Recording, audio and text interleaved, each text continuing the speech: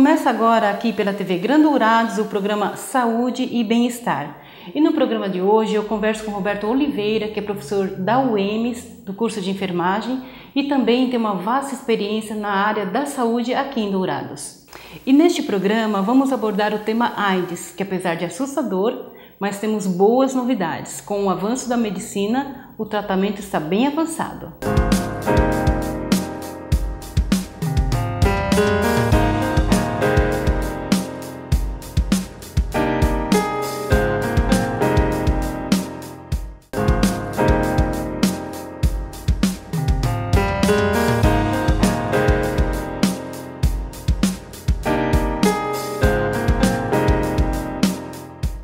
Obrigada, Roberto, por ter aceito o nosso convite e poder estar aqui contribuindo, esclarecendo dúvidas sobre a AIDS. Obrigado a vocês pelo convite, além de trazer informação para a população, para os telespectadores e dar uma oportunidade de mostrar um pouco do trabalho da universidade, porque a gente, enquanto professor universitário, não fica só na sala de aula. Nosso trabalho estende, uma das ações é essa, trazer um retorno para a sociedade do investimento que a própria sociedade faz na formação, tanto do professor quanto do enfermeiro.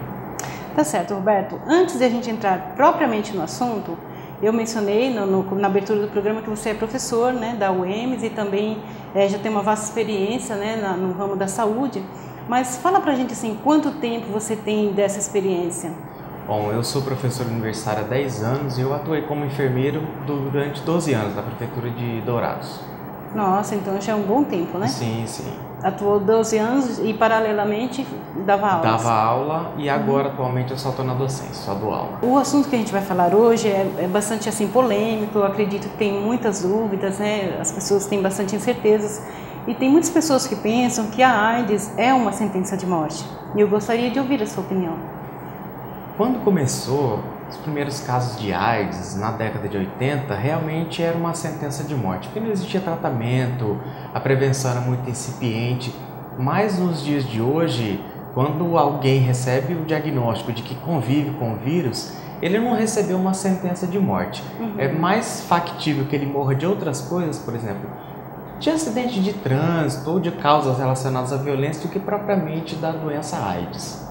E a gente até tem acompanhado os noticiários, né, na televisão, que as causas de mortes mais comuns, né, no mundo é acidente, infartos, né?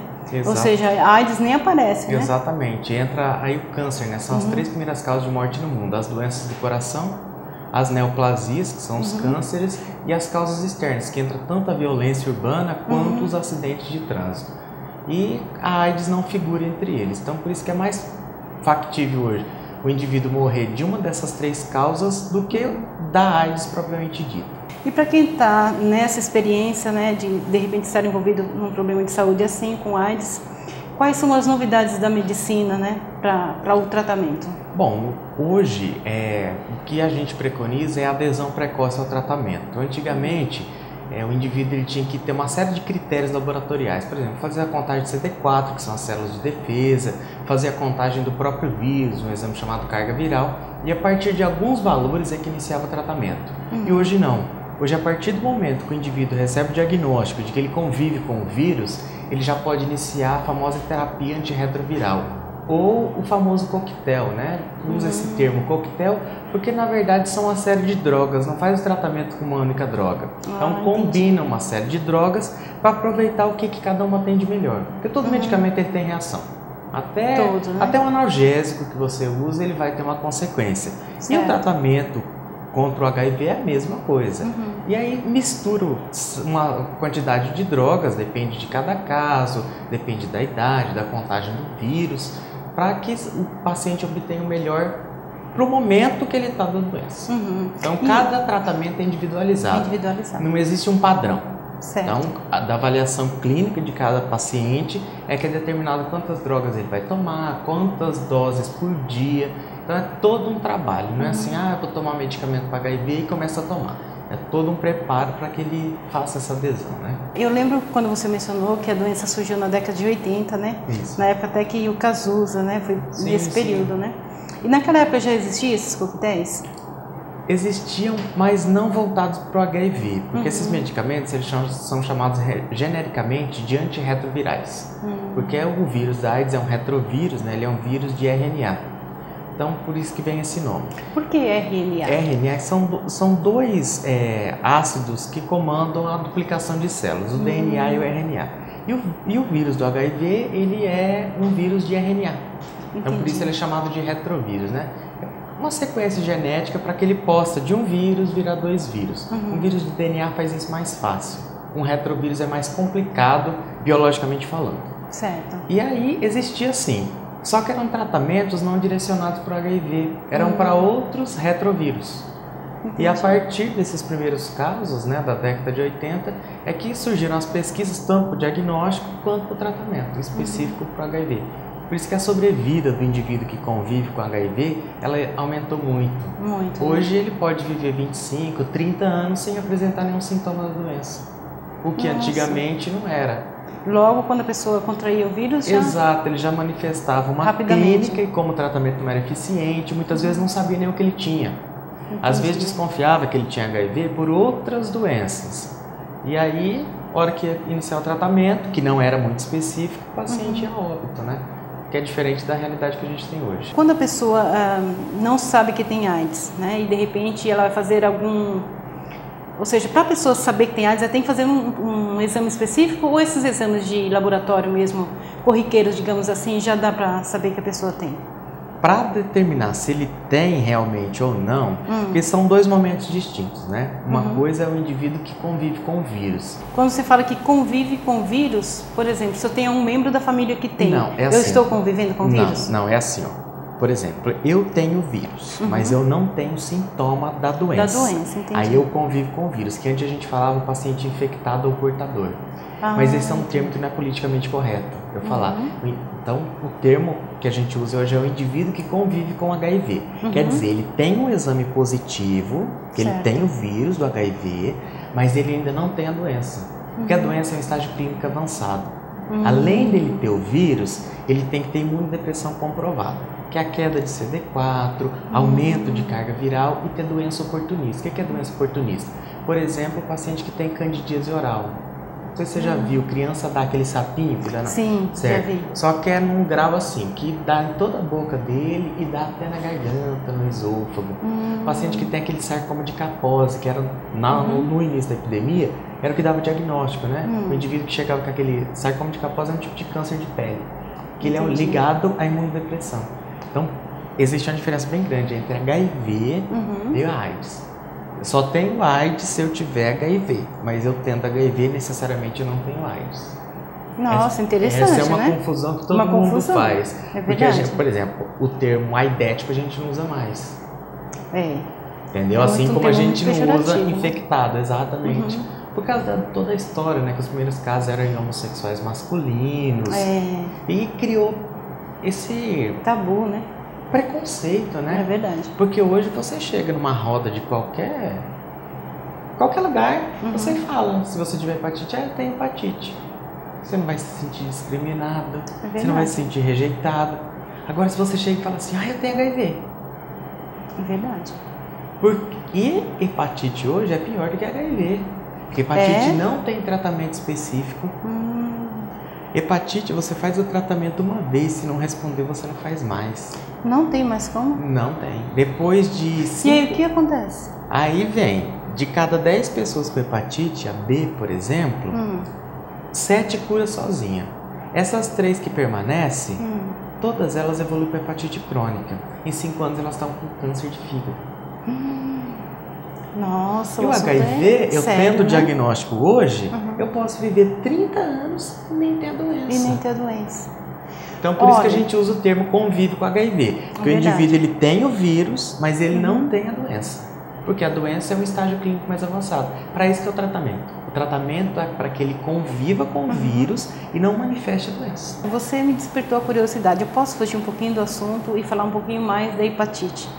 Tem hepatite B e C e tem a também? Tem A, B, C, delta e a E. São 5 tipos principais dos humanos. Você poderia explicar um pouquinho pra gente? Sim. Tá. E qual a diferença de uma delas, da A para B, ou seja, cada uma delas? A e a E, elas são hepatite de transmissão oral fecal. Ou seja, pega através de alimento contaminado, água contaminada. Então ela está muito relacionada a baixas condições socioeconômicas. Certo. Local que não tem esgotamento sanitário, que não tem água tratada. Ela é uma doença característica de região pobre. Pobre, né? Pobre. A hepatite B e C, ela é de transmissão tanto sexual quanto parenteral, que é através de sangue e outros fluidos do corpo. E é elas que são o foco da atenção hoje da saúde pública. Por quê? Porque de cada 10 pessoas que têm hepatite, tanto a B quanto a C, só 3 que têm sintomas. As outras não têm. Exato. As outras não têm sintomas. E o fato dela não ter sintoma não significa que ela não tenha doença e não significa que ela não vai passar adiante.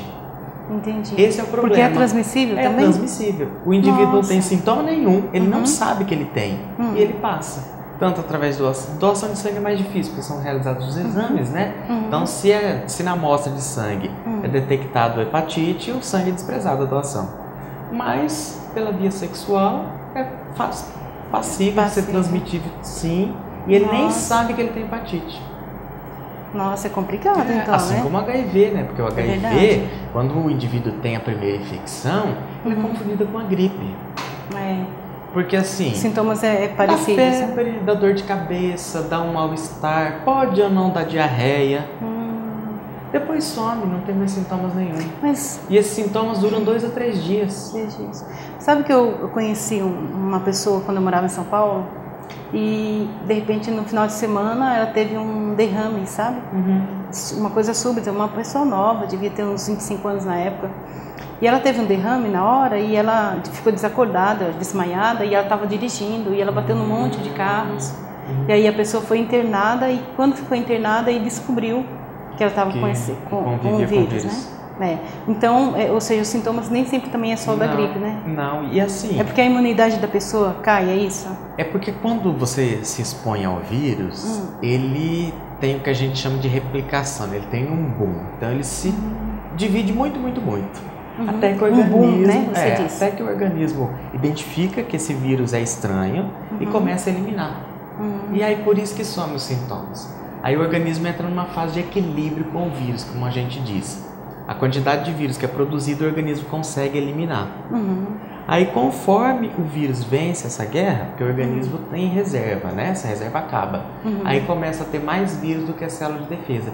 É onde ele deixa de conviver com o vírus e passa a ser um doente de AIDS. Entendi. E pelo que você está explicando então, tem pessoas que podem ter o vírus e nunca ter a doença. Exato. Existe essa possibilidade? Existe essa possibilidade.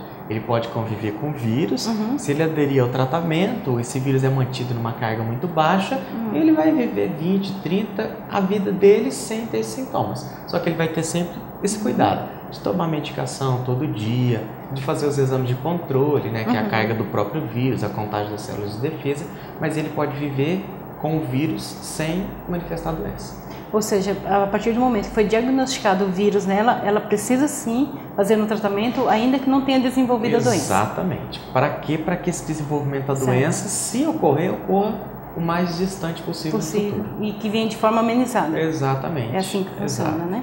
Bom, você que está em casa acompanhando o nosso programa Espaço Saúde e Bem-Estar de hoje, eu estou conversando com o Roberto, que é professor da UEMS de enfermagem. E agora eu vou rapidamente para o intervalo, mas eu volto daqui a pouquinho.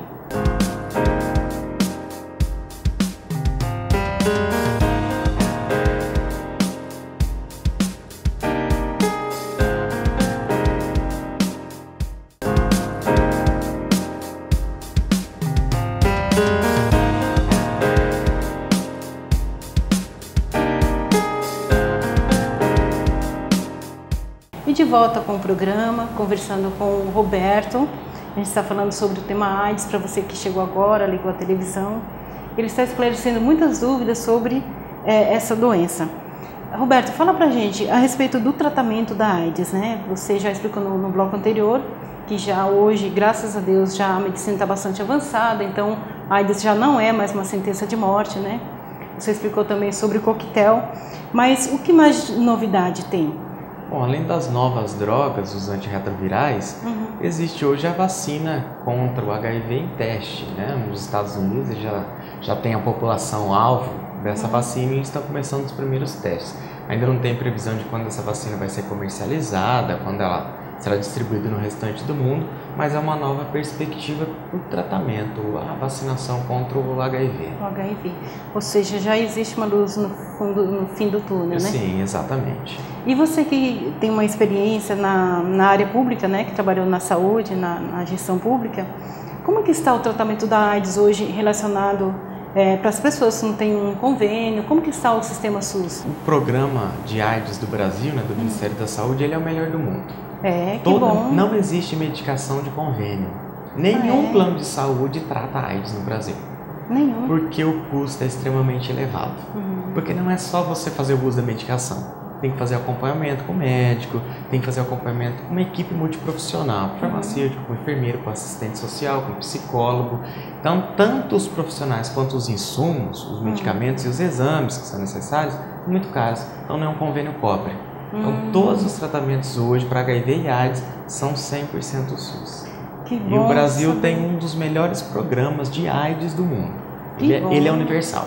Ele atende realmente todo paciente que é identificado com o vírus ou com a doença, ele é atendido pelo SUS. E você que trabalhou bastante tempo aqui na região da saúde em Dourados, como que é aqui na nossa cidade? Dourados é um centro de referência, né, para o tratamento de HIV e AIDS. Que bom. Sim, tem um serviço de atendimento especializado, o SAI-CTA, ali na Rua dos Missionários, entre a Rua Marcelino Pires e a Joaquim Teixeira Alves. E além de tratar o residente em Dourados, ele também trata todos os pacientes da região da Grande Dourados, que engloba aí 34 municípios, né? É verdade. Exceção de Ponta Porã e Naviraí, que tem um centro de testagem e aconselhamento, os outros municípios, os pacientes são atendidos aqui em Dourados. Então é um dos programas também de destaque no estado com relação ao tratamento. E não restringe só o HIV, né? Lá no SAI-CTA, além do HIV, são atendidas as outras doenças sexualmente transmissíveis, principalmente a sífilis, a hepatite B, a hepatite C e as gestantes, né? Tanto com HIV quanto com outro DST, elas são atendidas no Programa Municipal de AIDS. Então, dentro dos programas da Secretaria Municipal de Saúde, é um dos que tem maior abrangência e que as pessoas realmente têm acesso. E é muito bom ouvir isso, né? Que a gente ouve nos noticiários e nas mídias falando sobre... As pessoas sempre comentam o lado ruim do SUS, né? Sim, sim. Mas esquecem também de, no momento assim, apontar os lados positivos. E sabendo que Dourados, igual você comentou, atende toda a demanda, né, desses municípios. Exato. Então, é bom a gente tomar conhecimento de que o município, né, Dourados, está preocupado com isso. E que não tem só coisa que dá errado, né? Tem muitas coisas que funcionam na saúde. E o programa de AIDS, né, um serviço de atendimento especializado, tem equipe com médico, enfermeiro, com psicólogo, assistente social, outros funcionários de nível médio. É um dos serviços de referência aqui no estado, né? E não só nesse setor de AIDS, né? Recentemente eu entrevistei o Dr. Davi, que é o médico lá do Hospital do Câncer, né? Da diretor. oncologia. Isso. E ele também falou sobre como está o hospital hoje, que graças a Deus está atendendo bem, não só Dourados, mas também a região, né? Mas voltando para o nosso assunto, falando de AIDS, eu gostaria de saber o seguinte, Roberto. A pessoa que contraiu o vírus, então ela sabe que a vida social dela vai ser diferente? Será que ela pensa que vai ser diferente? E existe mesmo essa diferença? Existe. Porque assim, apesar da evolução do tratamento, do maior esclarecimento, do acesso que todos nós temos com relação à doença propriamente, ainda existe um preconceito muito grande.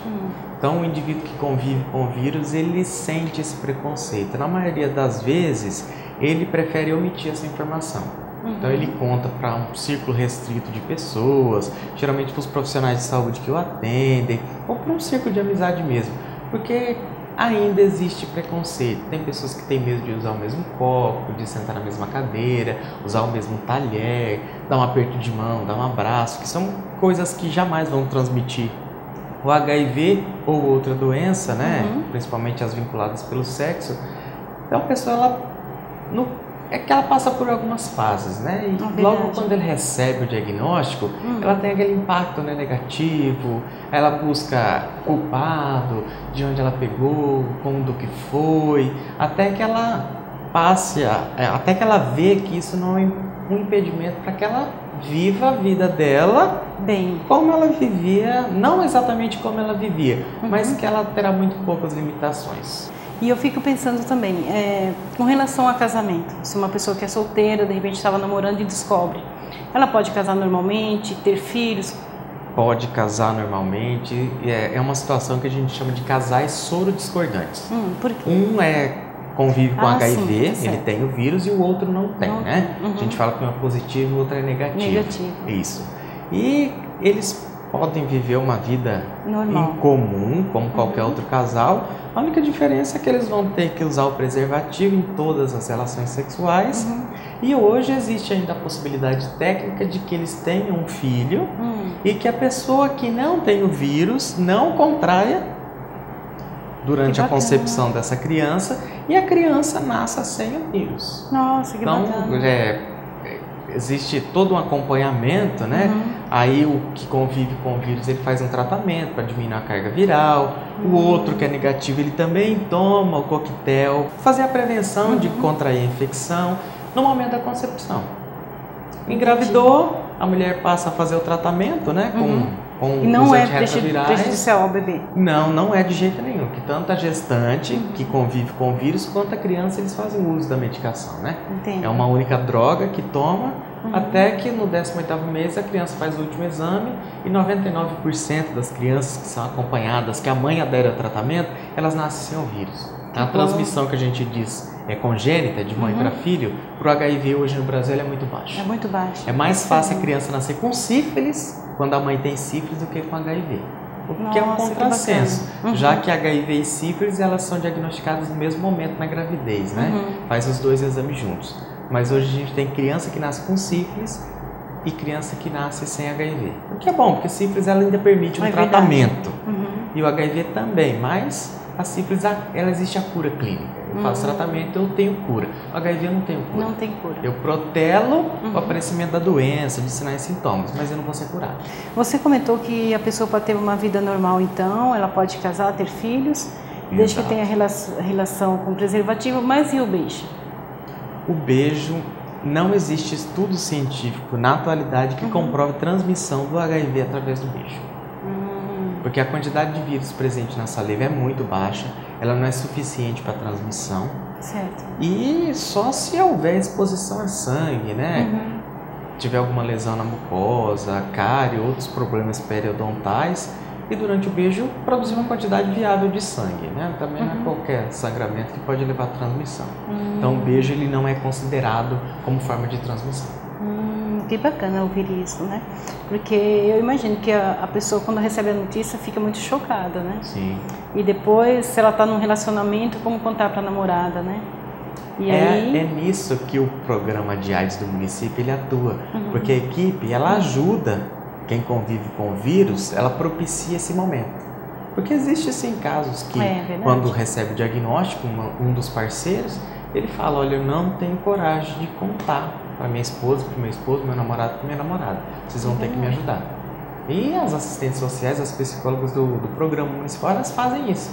Elas propiciam esse momento para que a pessoa, para que a pessoa conte, porque não é lícito que o profissional de saúde dê o diagnóstico para o outro. Entendi. Por exemplo, você fez o seu exame comigo, você recebe uma orientação antes do teste e na hora de entregar você recebe outra orientação. Entendi. Que a gente diz o aconselhamento pré e o aconselhamento pós-teste. E assim, o profissional não pode pegar e contar para o parceiro. Quem tem que contar é o indivíduo que recebeu o exame. O indivíduo Porque mesmo. a gente pode auxiliar. Exato, criar estratégias para que ele conte isso de uma forma mais amena possível. Roberto, e para quem quer prevenir, né? Quem não tem a doença, já foi, por exemplo, já fez vários testes e não tem a doença. Mesmo assim é bom prevenir sempre, né? É fundamental, porque não existe só HIV. Nós estamos falando aqui do HIV como se fosse a doença máxima transmitida por sexo, mas existem outras que elas fazem o quê?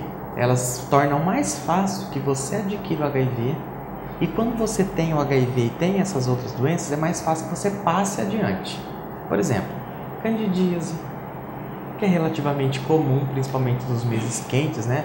Principalmente nas mulheres, episódios de candidíase, tricomonas, gardnerella, que são as famosas vulvovaginites, que num exame preventivo, o famoso Papa Nicolau, é detectado. E quando uma mulher tem uma dessas vulvovaginites, é 40% mais fácil que ela contraia HIV. Se ela de manter relação com alguém que convive com o vírus, é mais fácil que ela pegue. E se ela convive com o vírus, é mais fácil ela transmitir para outras pessoas. Tá certo. Então a gente usa o HIV como a doença máxima dentro das DSTs. Mas as outras, elas trabalham de forma sinérgica, elas ajudam o HIV. Então por isso a prevenção, que é o uso do preservativo, ele é imprescindível em todas as relações sexuais, todas. No caso de alguém ter um parente na família, um amigo, não precisa ficar preocupado. Não precisa isolar abraçar, do convívio, não precisa isolar copo, prato, talher, nem roupas de cama, nem lavar separado, porque gente, não precisa. Trabalhei muito tempo, a gente escuta muitas histórias, verdade. Mas não precisa de nada disso. A pessoa ela tem que ser tratada com respeito. A única coisa é que ela tem uns cuidados com a saúde que outro indivíduo que não convive com o vírus não tem. Por exemplo, ela vai tomar medicação todo dia, no mesmo horário. Dependendo do como ela combinou com o médico que acompanha, a cada 3 meses, 6 meses, ela vai coletar uma bateria de exames para verificar a situação do vírus e da imunidade dela.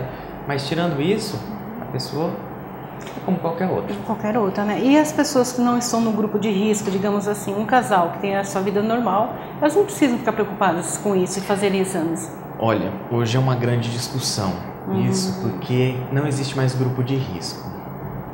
Não existe mais comportamento de risco, não existe mais prática de risco e nem risco acrescido, que eram termos que a gente usava muito. É verdade. Né? Quem pode pegar HIV hoje? Quem é vivo e que tem vida sexual ativa. Então, quem está vivo e tem vida sexual ativa, ele pode contrair HIV.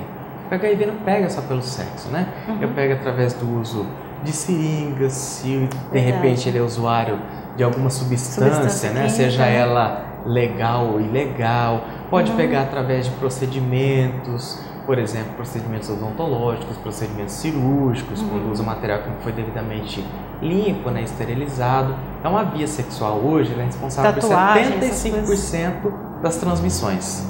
Mas tem 25% que são outras vias. Os profissionais de saúde têm o risco do quê? Durante os procedimentos que eles executam, contrair o vírus. É verdade. Eles podem se furar com uma agulha, com um bisturi, com uma tesoura. Então existe a transmissão ocupacional também.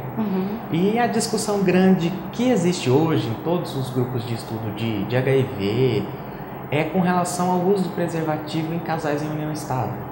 Aquelas pessoas que são casadas há 20, há 30 anos, hoje discute-se se elas devem ou não usar preservativo. Nossa. Por quê? Porque a epidemia de AIDS hoje no Brasil, ela tem 3 tendências. O que é tendência? Como que ela está se comportando?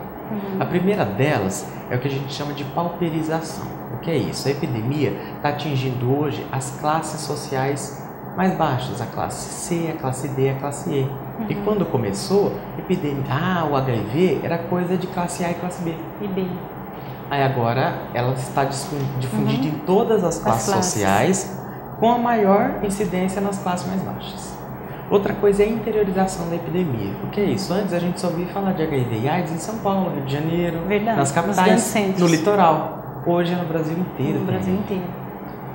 Em 2020, a estimativa é de que a cada 4 pessoas que a gente conheça, uma conviva com HIV. Nossa, então... Em 2020... Daqui 6 anos. Exatamente, a gente pensa... Meu Deus, então o negócio é mais sério do que a gente possa imaginar. Apesar da informação, desse bate-papo que nós temos aqui agora, a transmissão do HIV ainda é muito alta. As pessoas parecem que não acreditam que elas têm o risco de contrair o HIV. É verdade. É isso que principalmente quem tem um casamento sólido. Sim. Aí confia 100% no... Aí volta na nossa discussão do uso do preservativo nos casais, né? Em união estável. Por quê? Usa ou não preservativo? E a outra tendência é a feminização da epidemia. O que é isso? Quando começou a AIDS, para cada 13 homens tinha uma mulher com AIDS. Entendi. Hoje, para cada 1,37 homens, tem uma mulher. Nossa, ou seja, tá quase equiparando. Tá igual. E como que essa mulher contraiu HIV? Verdade. Então, hoje a grande discussão é como que a gente institui a prática de prevenção que é baseada no não compartilhamento de seringas e agulhas, no uso de material descartável para tatuagem, procedimentos médicos cirúrgicos, o uso do preservativo em todas as relações sexuais, como que a gente vai instituir o uso do preservativo nas uniões estáveis? A gente vai nos salões de beleza, né? Se não leva o alicatinho que a gente costuma usar em casa, tá sujeito, né? Para o HIV, não. Não? É muito difícil ocorrer a transmissão através desse tipo de instrumento, do alicate, mesmo que tenha sido do esmalte. usado em uma pessoa? Porque o vírus, o HIV, ele sobrevive muito pouco no ambiente. Uma média de 1 hora. Agora, o problema é a hepatite B e C, que existe sim a viabilidade de transmissão através do instrumento usado nas manicures. Se o instrumento não é limpo, esterilizado ou descartado, existe a possibilidade sim. Porque o vírus da hepatite, ele é mais resistente, ele vive 2 semanas no ambiente. Se o ambiente estiver úmido, se não tiver muita luz solar. O HIV não é assim, né? Ele é um vírus mais fraco. E a hepatite, Roberto, ela é assim, a pessoa morre com essa doença? Tem tratamento assim para prolongar? A hepatite, tecnicamente, ela é um pouco mais complicada do que o HIV. Por quê? Porque o tratamento ele não é tão eficiente quanto o do HIV. E como ela envolve o fígado, né? Tem esse nome, hepatite significa inflamação do fígado. Hepato é fígado. E o fígado é um órgão imprescindível para o metabolismo. Ele elimina toxinas que tem no nosso organismo, ele produz uma série de outras substâncias ativas que são necessárias para o sistema de defesa, para a coagulação do sangue, para o metabolismo de glicose, por exemplo, que é o açúcar, né, no sangue. E ele é muito afetado durante o episódio de hepatite. E se a pessoa cronifica, ela tem tendência a evoluir desfavoravelmente, ou seja, a morrer num curto período de tempo. Eu tive conhecimento esses dias que uma pessoa ia fazer uma cirurgia de estômago e quando ela foi fazer os exames pré-operatórios, ela descobriu que ela estava com gordura no fígado e o médico aconselhou ela a fazer um tratamento antes. Essa gordura no fígado não tem nada a ver com hepatite? Pode ser uma sequela, porque essa gordura no fígado é para preencher os espaços onde a célula do fígado morreu. É uma doença chamada esteatose hepática, né? Que é a presença de gordura no parênquima hepático. Pode ou não ter relação com a hepatite, porque para saber se eu tenho hepatite eu tenho que fazer um exame específico para hepatite. Assim como o HIV, eu tenho que fazer um exame específico para HIV. E a pessoa que tem o HIV, a chance dela viver menos que uma pessoa comum, uma pessoa normal que não tem, é maior? Existe essa chance sim, apesar de não ser uma sentença de morte como era 10, 15 anos atrás, mas existe sim, porque ela tem uma desvantagem com relação a quem não convive com o vírus, né? O sistema imunológico dela está todo dia sendo testado para eliminar esse vírus que ela já tem, o que uma pessoa que não convive, ela não tem, então ela tem reserva para combater outras infecções. A gente vai para mais um apoio comercial e a gente volta rapidinho, conhecendo um pouco mais do Roberto.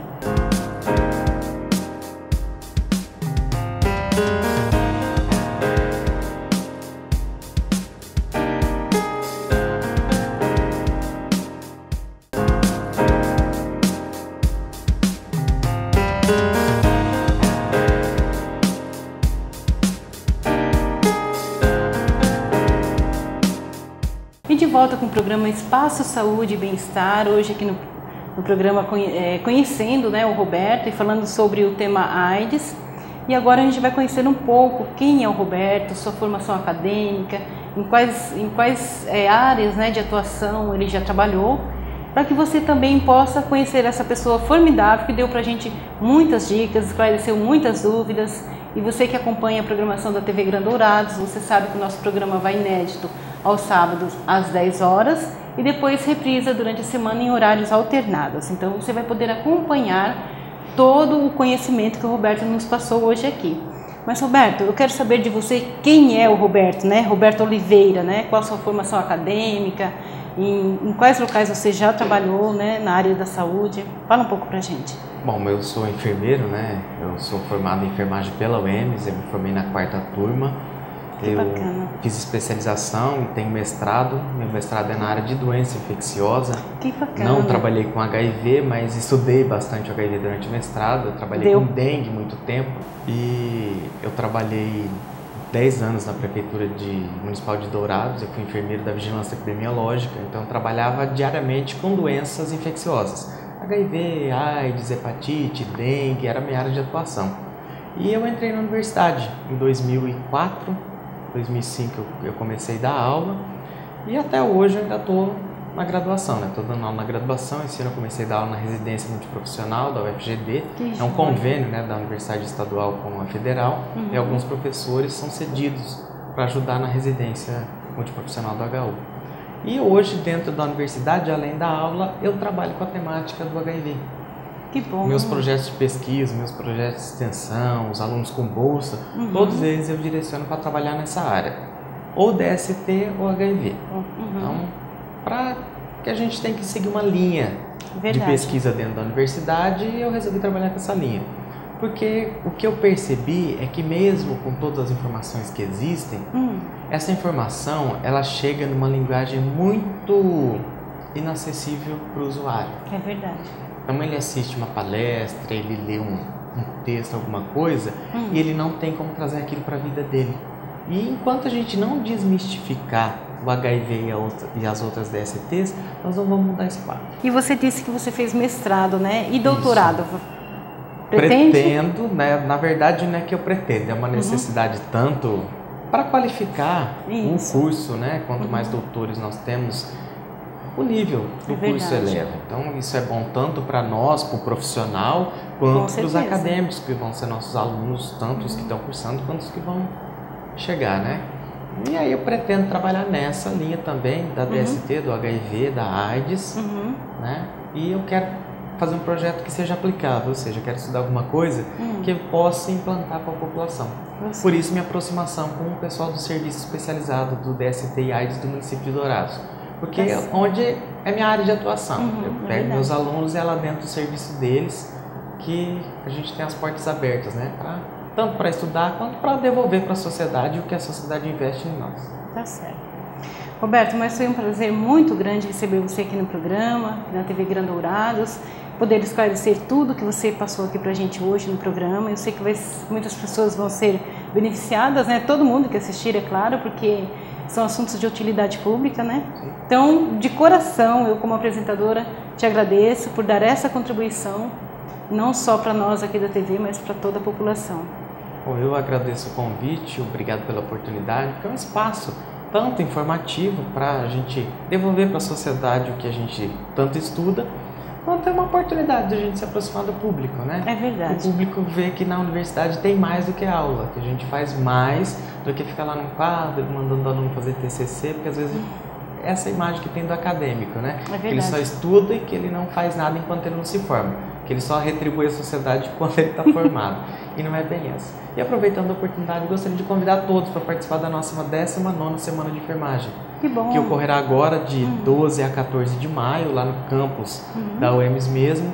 E essa semana, ela, além de ser um marco, né, a UEMS está comemorando 20 anos esse ano. O curso de enfermagem começou junto com a universidade, foi um dos primeiros cursos, junto com o Direito com Ciência da Computação. E esse ano, a semana toda, ela será só com egressos, né? Então, todos os nossos palestrantes, ministrantes de minicurso, conferencistas, todos estudaram na UEMS. A gente não tem ninguém que não é UEMS esse ano na nossa grade, no nosso programa. Isso é uma honra e um orgulho, né? Sim, com certeza, porque depois de 20 anos a gente já tem know-how para fazer um evento só com pessoas que já passaram pela casa. Tá certo. E eu conversei então aqui com o Roberto, que é mestre, né, na área da saúde. E, Roberto, eu vou te convidar outras vezes, viu? Porque eu vi que você tem um leque aí grande de outras coisas que a gente pode estar orientando aqui as pessoas, né? Tirando dúvidas sobre essas doenças, né? Daqui a alguns dias eu vou te convidar novamente. O convite já está aceito. E o programa vai ficando por aqui. Eu quero agradecer a Elaine Watanabe, coordenadora adjunta do curso de enfermagem da UEMS, pelo apoio ao programa Saúde e Bem-Estar. Quero agradecer também a Lindalva, do Salão de Beleza Tesoura de Ouro. Obrigada pela sua audiência e até o próximo programa.